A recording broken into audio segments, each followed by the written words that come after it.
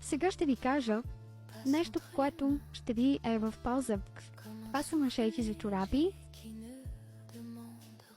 Да, знаете как се плетат чорапи от започване с маншет и завършват с пръщетата. Та ще ви кажа за маншета. За да стане стегнат и да държи кръчето,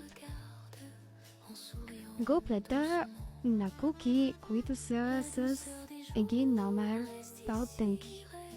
Ето, ако съм започнала маншета на 3,5, ето тук по средата вече плета на игли 2,5.